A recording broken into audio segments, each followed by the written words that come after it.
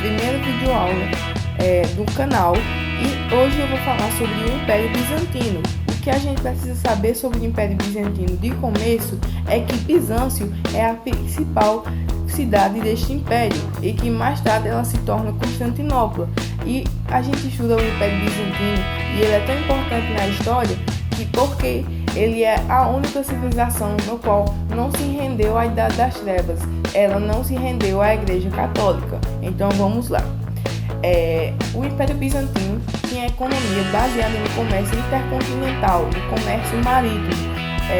Quando eu falo de comércio marítimo, ele dominava o comércio mundial, desde especiarias até o comércio de escravos.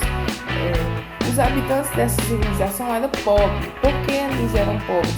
Por causa da alta exploração de impostos. Os imperadores cobravam muitos impostos da população pobre e eles não cobravam impostos da população rica.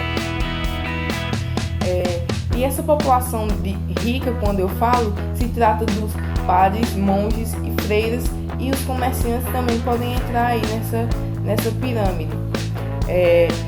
E quando eu falo nos padres, monges e freiras, a nobreza, eu quero dizer que eles são sustentados pelo império.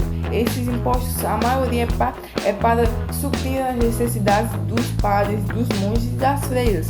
E quando o imperador se vê nessa obrigação de suprir as necessidades dos padres, dos monges e das freiras, ele pensa: por que eu não posso criar uma igreja, uma religião, onde eu possa ser o Papa e o Imperador? Então foi o que Justiniano pensou. Justiniano foi o principal imperador do Império Bizantino, pois ele criou a Igreja Ortodoxa Romana. Não é à toa que ele criou isso, porque ele era bastante entendido dos direitos daquela época, até porque ele aprimorou do direito romano para o direito grego os corpus juris civis, que eram os direitos e deveres do povo bizantino, e aí ele cria uma igreja que tem quase os mesmos preceitos da Igreja Católica, mas com um líder diferente, que fica conhecido como César-Papismo. Por que César-Papismo? Porque naquela época César era dado o título a quem fosse rei, imperador, e papismo já vem dizendo o Papa. Então ele cria essa religião, esta igreja, e ele fica com o poder de imperador e de Papa. Com isso ele pode dar continuidade à sua política centralizada e expansionista. Ele é tão importante pelos seus feitos, como a Igreja Ortodoxa Romana, pelos corpos juris civis, pela Catedral de Santa Sofia, pelo Cisma do Oriente e pela grande exploração do povo.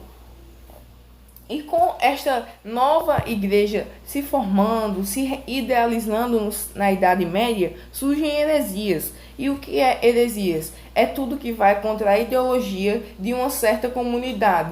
Ou seja, essas heresias iam contra a Igreja Católica, iam contra as doutrinas da Igreja Católica. E quais são essas três heresias? O monofisismo, a iconoclastia e o arianismo. O monofisismo se trata que ele tem como hipótese, como teoria, que Jesus viveu entre nós como um espírito. E a iconoclastia, ele nega as imagens, eles não aceitam nenhum tipo de adoração às esculturas. Teve até um movimento que ficou bastante conhecido, que é o movimento iconoclasta, onde essas pessoas que acreditavam nesta teoria, nesta crença, elas se reuniam e procuravam quebrá-las, como um verdadeiro ato de vandalismo e intolerância religiosa. E os arianos, que acreditam que Jesus só viveu entre nós como pessoa, como um ser humano físico normal. E com isto ocorre o enfraquecimento bizantino. Por quê?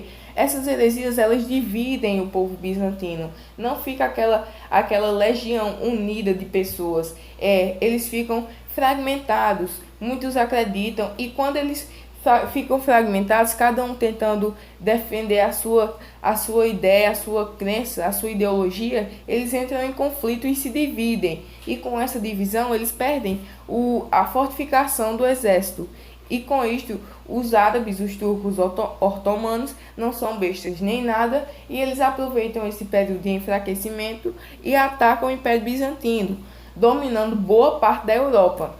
E quando eu digo boa parte, é boa parte mesmo. Eles iam conquistar Portugal e a Espanha, que era a principal potência daquela idade.